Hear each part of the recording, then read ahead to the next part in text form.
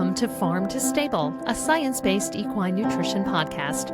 I'm your host, Dr. Nettie Liebert. I'm a lifelong horse person and professional equine nutritionist with the goal of helping horses and their humans create balanced diets to set them up for success, no matter what age, discipline, or circumstance.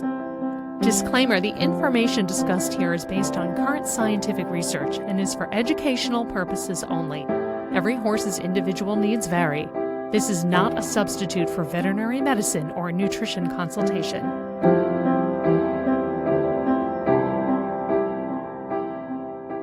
Hello and welcome back to Farm to Stable, an equine nutrition podcast. As always, I am your host, Dr. Nettie Liebert.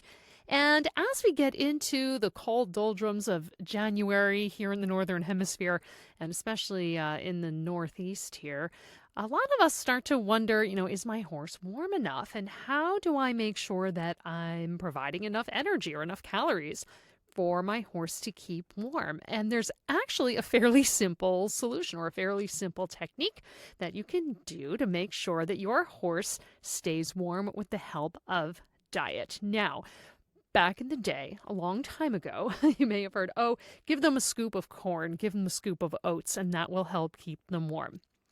Well, no, absolutely not. That is the wrong thing to do. It's not going to be done by feeding a straight grain, by feeding more concentrate, not by feeding a hot bran mash. That's not going to do it. So no matter what you thought about that, that is physiologically not going to help your horse keep warm. And in fact, if they're not used to extra concentrate or a scoop of cracked corn, you can actually end up causing some digestive upset. So for those of you that have been listening to the podcast, I bet you won't be surprised to hear me tell you what to do. And the answer is a little extra forage. We talk a lot about, obviously, the importance of forage in the horse's diet because, again, that's how they evolved, right? Eating very small meals throughout the day. And to keep warm in the winter, that's going to help their bodies keep themselves warm. And we're going to talk about why. And we're going to get a little bit into some large intestine anatomy. But don't worry if you're squeamish. It won't be squeamish inducing. So let's talk about why. So horses are hindgut fermenters. So that means that they ferment fiber in their hind gut. Now, their digestive system is obviously not the same as a human or a pig or a cow, but their foregut is a simple stomach, which is not that dissimilar from, say, what you and I have. You have an esophagus, a stomach, a small intestine. Now, what horses have that people do not is a cecum. So many of you may have heard of the cecum. This is about 3 to 4 feet long in an adult 1,100 pound or 500 kilogram horse, and it sits along the right side of the body, right towards the lower part of the belly.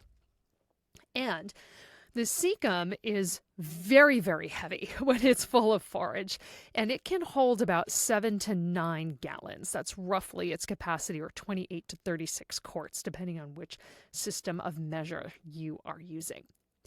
Now, I mentioned the term fermentation vat. So the small intestine empties into the cecum. So I'm not going to talk too much about foregut anatomy this time. We're just going to talk about the cecum mostly.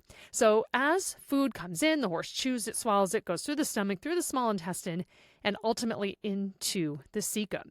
So this is where bacteria break down undigested feed. And typically this is fiber. This is the bacteria that go to work that produce volatile fatty acids and some other vitamins we'll talk about in a minute.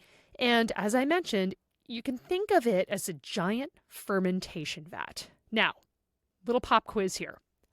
What are the byproducts of fermentation? So I know many of you are thinking alcohol. So beer, that's how we get beer. That's how we get wine and other alcoholic products. Yes, that is one product of fermentation. However, another byproduct of fermentation is heat.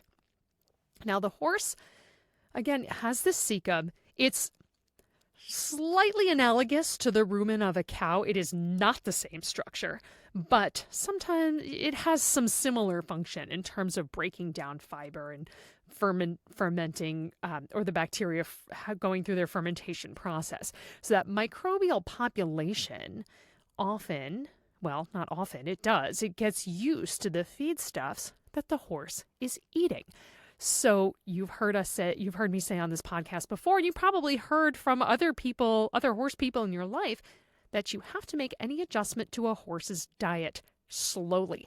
And this is why, or part of the reason why, because if all of a sudden you give a horse a large volume of a feed they're not used to, that microbial population may not be adapted, or you may not have the right species to break down whatever novel feed stuff that you're giving that horse. And it can cause the existing microbes to die off, releasing toxins, lowering the pH, and causing a whole host of problems that could lead to digestive upset, colic, something of that nature. So that is the why, or one of the main reasons why, any feed changes are slow. But let's say in the wintertime, in the cold weather, you have a regular source of forage, assuming that is hay for many of us, even if it is hay cubes or a forage alternative, whatever the case may be, your horse's main forage source. So when they have this continual source of fiber to digest, obviously the fermentation is going to be going on. And it's not just one and done, right? It's always happening to some degree in the body. But this is why adding a little bit of extra forage to the diet when you know the weather's going to get really cold or nasty or drop well below freezing, a little bit of extra forage can help make sure that there's plenty of fermentation going on in the cecum and that the horse is producing heat on its own. So it's kind of like an internal heater that the horse has. So pretty cool. What else does the cecum do? Well, it mixes all the ingesta, all the stuff that the horse eats. And the rate of passage, pretty variable, but fiber's often going to stay in there for several hours. The entrance and the exit to the cecum are both at the, I use air quotes here, top. So if you see a diagram, a scale diagram of the horse's internal digestive anatomy, it makes you scratch your head and go, how are these horses walking around and not colicking every 30 seconds? So the entrance and the exit are at the top, so the food goes in, has to turn around and go back the other way to get out. So again, I mentioned extra forage, but this also means extra what? Fill in the blank. Water, right? The more forage a horse consumes, the more water they need to help move that forage through the digestive system and help prevent an impaction. So in the winter, a lot of us hesitate when we think, do I need to soak these cubes or do I need to wet that hay? Just because logistically, it can be a little bit of a management nightmare to do it. But there are other ways to help your horse increase their water intake. Electrolytes, keeping the buckets insulated, or using heated buckets, or UL approved or certified bucket heaters. I know that's another issue, but these are some ways to help ensure your horse takes in enough water to support that extra forage intake, to support that heat production, to keep them warm. Now, when you do add that little bit of extra forage during a cold snap or in the colder months, it also provides your horse with the extra energy they need so they don't have to burn the stored energy, i.e. fat, that they may have in their body in order to keep warm. So this is especially important if you have a senior horse who may already have a little bit of a harder time regulating body temperature. If you happen to have a young foal that's born in the wintertime, in the cold months, again, they're not going to be eating forage. They'll be on mom's milk, but you still want to make sure that they keep warm. I mention foals just because they can also have a harder time regulating their body temperature until they mature. So keeping that horse, or allowing that horse, a shelter and a clean place to lie down, not just a muddy, wet one. Again, that will help them conserve body heat as well. And if you notice a horse shivering, you're going to want to bring them out of the elements, perhaps give them a blanket. And again, if your horse is not clipped, that's okay. Yes, they have plenty of insulation naturally. But as they age, if there are health conditions, and if it's a particularly nasty weather day, you still want to check on them and make sure that they're not shivering. Make sure that they have sufficient water and forage, and they have sufficient shelter so that they can keep warm. But I digress. Back to the cecum. What else does that bacterial fermentation produce? Vitamin K, for example. Vitamin K is important for blood clotting. Some B complex vitamins. So this is a reason why to date, horses do not have a known requirement for many B vitamins, such as biotin or niacin, because these bacteria are producing it. Now, more remains to be learned about how much they are absorbing in the large intestine, but those B complex vitamins are being produced. Again, some proteins, again, very little of the proteins are being absorbed from the cecum or the large intestine. Most of that absorption is happening in the small intestine.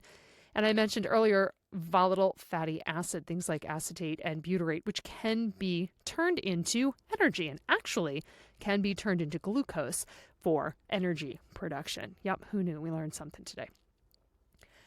So that's a little bit about your horse's fermentation vat, the cecum. It is not the only part of the large intestine. The cecum does go into the large colon. They have the right lower, the left lower, turns around into the left upper, and then turns around again towards the diaphragm, turns back on itself into the right upper, and then it goes, of course, the transverse colon and the rectum, where waste is stored, extra water is resorbed. So there's a lot of twists and turns in that large colon, and that is one reason why horses can be susceptible to an impaction colic or something like that. Again, that's a very massive oversimplification of it in all, but just because I felt the need to give you a quick overview beyond the cecum of what's in your horse's large intestine, I just felt I had to tell you that. So plenty of water, a little extra forage that the horse is already used to, and these things are going to help your horse stay warm in the winter. So you're going to want to avoid feeding large amounts of concentrate that the horse is not used to. So if some horses already receive that as part of their normal diet, that's fine.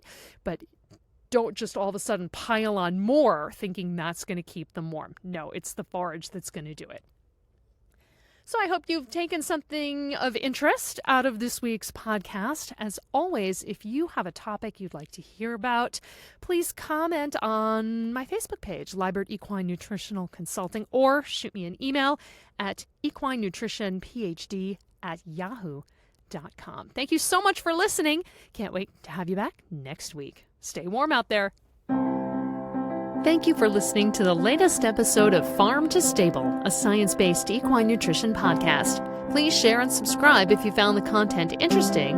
And if you have a topic you'd like to hear about, send it to equinenutritionphd@yahoo.com.